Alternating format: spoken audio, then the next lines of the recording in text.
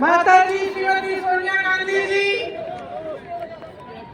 बड़े भाई श्री राहुल गांधी जी, मंच पर विराजमान सभी वरिष्ठ नेतागण, सभी कांग्रेस के महासचिव, इंचार्ज सचिव, पीसीसी के अध्यक्ष, माननीय मुख्यमंत्री जी, सबका इस सभा में आज बहुत बहुत स्वागत। और मेरे प्यारे कार्यकर्ता भाइयों और बहनों, दिल्ली की इस प्रदूषित हवा में आप सबका स्वागत। खास तौर से मेरे यूपी के जो भाई बहन हैं, आपने बहुत मेहनत की है, आपको बहुत बहुत स्वागत। कोने में आप आज सुबह सुबह घर में निकले, मैंने आपके वीडियो देखे, आपकी फोटो देखी, इसके लिए बहुत बहुत धन्यवाद। जरा एक बार जोर से, इतनी जोर से नारा लगाइए कि यहाँ से गूंजता हुआ प्रधानमंत्री निवास तक जाए, वोट चोर, वोट चोर, वोट चोर। ये वोट क्या है, इसकी कीमत क्या है हमारे जीवन में, इसको समझना बहुत जरूरी है। बहुत समय पहले जब आजादी की लड़ाई शुरू हो रही थी और नेहरू जी जगह जगह जाते थे लोगों से मिलने के लिए, तो एक नारा गूंजता था। जब वो पहुंचते थे तो देश की जनता भारत माता की जय जयकार करती थी। उस समय नेहरू जी ने इस बात का उल्लेख किया कि भारत माता क्या है। उन्होंने कहा कि भारत की प्राकृतिक संपत्ति, भारत की नदियां, भारत के पहाड़, भारत के खेत तो भारत माता है ही, लेकिन भारत की जनता, भारत का एक एक बेटा, एक एक बेटी, जो इस धरती का पुत्र है, जो इस धरती की पुत्री है, वे सब भारत माता के अंश हैं। वे सब एक तरह से भारत माता ही हैं। और इसी सोच, इसी भावना ने हमारे संविधान को बनाया। इसी भावना ने आप सबको एक एक वोट दिया, जिससे आपका सबसे बड़ा अधिकार सरकार को चुनने का, सरकार को गिराने का आपको मिले। इसी सोच ने, इसी भावना ने इस तरह की संस्थाएं बनाई कि लोकतंत्र को मजबूत रखें। कैसी संस्थाएं थी ये? न्यायपालिका, मीडिया, संसद, ये राजनीतिक दल जिसका हम भाग है, विपक्षी दल, सत्ता पक्ष के जो नेता है वो, चुनाव आयोग, ये सब जनता के हित की रक्षा के लिए बनाए गए। इसीलिए जब आज हम देखते हैं कि इन सब संस्थाओं को कुचला जा रहा है, तो एक एक भारतवासी को उठना चाहिए, जागना चाहिए और ये समझना चाहिए कि जो वार हो रहा है वो सिर्फ इन संस्थाओं पर नहीं, लेकिन हम सब पर, आप सब पर, एक एक देश के पुत्र पर, एक एक देश की पुत्री पर वार हो रहा है।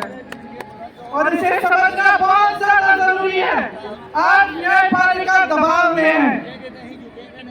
सारी मीडिया, मेरे भाई बहन मीडिया के जो यहाँ खड़े हैं, बेचारे मजबूर हैं। सारी मीडिया या अडानी जी की है या अंबानी जी की है। आज परिस्थितियां ये है कि पिछले आम चुनाव में मुख्यमंत्रियों को जेल में डाला गया, कांग्रेस पार्टी का बैंक अकाउंट बंद कर दिया गया, भ्रष्टाचार के नाम पे तरह तरह के इल्जाम लगाए गए जिसका कोई प्रमाण नहीं है। ईडी भेजी, इनकम टैक्स भेजा, सीबीआई भेजी, और जैसे जैसे जिनका दिल कमजोर था, जो सह नहीं पाए, वो इसकी उनकी पार्टी में शामिल हो गए, वैसे वैसे इनकी वॉशिंग मशीन उनको धोकर उनको पाक बनाती रही। आज संसद को देखिए, संसद को देखिए, मुश्किल से एक सत्र में दो बहस होती है।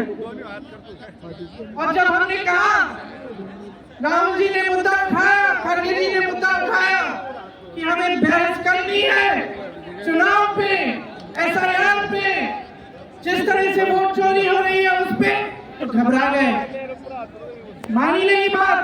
अंत में जाकर कैसे माने कि हम वंदे मातरम पर भी चर्चा करेंगे। तो हम संसद में ये बहस करते रहे कि राष्ट्रगीत किसका है, राष्ट्रगीत कैसे बना, राष्ट्रगीत क्यों बना, और जो बड़ी बड़ी समस्याएं हैं जिससे आप जूझ रहे हो, बेरोजगारी, महंगाई, पेपर लीक, उसके बारे में चर्चा करने की हिम्मत नहीं है। हिम्मत क्यों नहीं है? क्योंकि अगर इनको एक असली चुनाव लड़ना पड़े, मैं चुनौती देती हूं, एक सही चुनाव लड़ लें, बैलेट पे लड़ लें, तो ये खुद जानते हैं कि कभी नहीं जीत पाएंगे। आज आपको मायूस होने की जरूरत नहीं है कि बिहार का चुनाव हार गए, क्योंकि पूरा देश देख रहा है कि ये चोरी से जीतते हैं। राहुल जी ने प्रेस कॉन्फ्रेंस की, पहले हरियाणा की बात बताई, महाराष्ट्र की बात बताई, कर्नाटक की बात बताई, बिहार में SIR करके 65 लाख वोट काट दिए गए।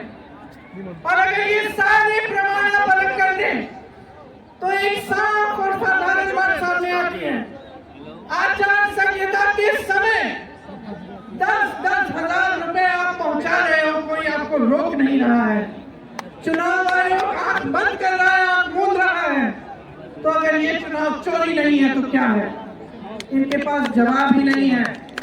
ये जानते हैं कि आज के दिन जनता इनसे नाराज है।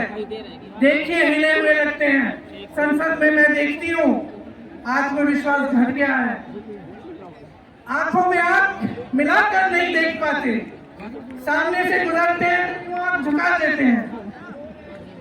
आत्मविश्वास कम हो गया है, घट गया है, अपने आप में विश्वास घट गया है, क्योंकि जनता का विश्वास भाजपा से, इनकी सरकार से, प्रधानमंत्री मोदी जी से, अमित शाह जी से सबसे हट चुका है।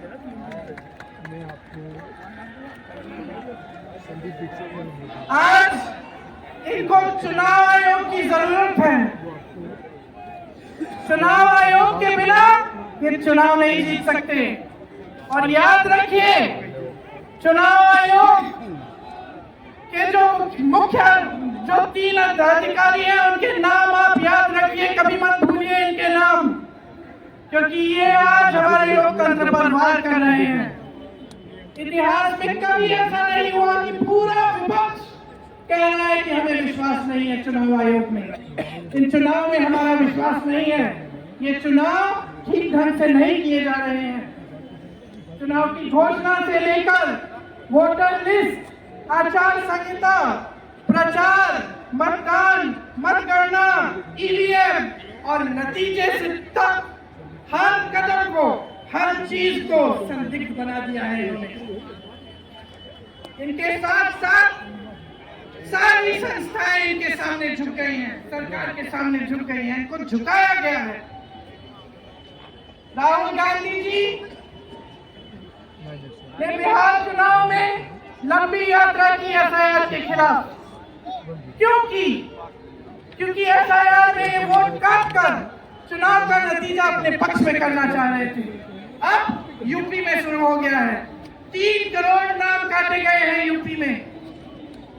कितना योग्य है ये चुनाव आयोग भाजपा के लिए? ज्ञानेश कुमार, सुखबीर सिंह साधु और विवेक जोशी, मेरे साथ बोलिए। ज्ञानेश कुमार, सुखबीर सिंह साधु, विवेक जोशी। ये देश इन 3 नामों को नहीं भूलेगा। ये चाहे कितने भी बड़े कितने भी इंतजाम कर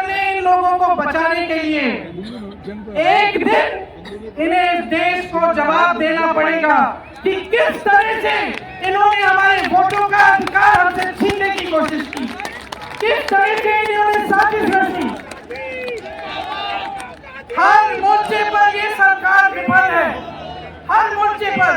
आज डॉलर 90 रुपए का हो गया है, जब 60 रुपए का हुआ था तो कौन रो रहा था सड़कों पे, कौन रो रहा था सड़कों पे? नरेंद्र मोदी जी बार बार कहे जा रहे थे, आज क्यों नहीं बोल रहे हैं डॉलर पे? निर्यात लगातार घट रहा है, आयात महंगा हो रहा है, विदेश नीति फेल हो गई है इनकी। हाथ पकड़ के चलते हैं ट्रंप जी के साथ, बड़े बड़े राष्ट्रपतियों के साथ, लेकिन जब समय आता है तो देश के साथ कोई खड़ा नहीं होता। ये है इनकी विदेश नीति और इनकी नीति कि देश की सारी संपत्ति अपने दो चेलों को, अडानी जी और अंबानी जी को पकड़ा देते हैं। यहाँ देश का नौजवान महंगाई से जूझ रहा है, बेरोजगारी से जूझ रहा है, पेपर देता है, लीक हो जाता है, कोई उसकी सहायता नहीं है, नशे की तरफ जा रहा है, बैटिंग ऐप में पूरे दिन बिताता है। और बैटिंग ऐप चलाया कहां से जा रहा है, कहां से चलाया जा रहा है? सूत्रों के मुताबिक प्रधानमंत्री के ऑफिस में ही एक शख्स ने बैटिंग ऐप के साथ में घोटाले किए हैं। इसकी चर्चा होती है क्या सदन में? क्यों नहीं होती? आपकी बेरोजगारी की चर्चा होती है, महंगाई की चर्चा होती है, मेरी बहनें यहाँ खड़ी है, आपकी सुरक्षा की चर्चा होती है। न सदन में होगी, न बड़ी बड़ी रैलियों में करेंगे ये लोग, न आपके पास आकर आपसे बात करेंगे, आपके हालचाल पूछेंगे, आपसे पूछेंगे कि किस संघर्ष से आप गुजर रहे हो, कैसे जी रहे हो। क्योंकि हिम्मत नहीं रही इनकी, हिम्मत नहीं रही। जो था, जो बना था, जो 75 सालों से सबने संघर्ष करके बनाया था, वो सब तमाम बिगाड़ रखा है। तो मैं यहाँ लंबी बात नहीं करना चाहती, आपसे सिर्फ ये कहना चाहती हूँ कि आपका ध्यान भटकाने के लिए रोज रोज ये कोई नया मुद्दा निकालते हैं। आप खुद देख रहे हैं, आप अपना ध्यान केंद्रित करिए। ये वोट का अधिकार आपका सबसे बड़ा अधिकार है। इन्होंने सब कुछ खत्म कर दिया है, लेकिन सच्चाई आप देख रहे हैं, सच्चाई आप आज समझने लगे हैं। और वो सच्चाई आपकी सच्चाई है, आप जीते हैं उसे। ये आपका अधिकार है जो आस्ते आस्ते आपसे लिया जा रहा है। हमारी एक लंबी लड़ाई है।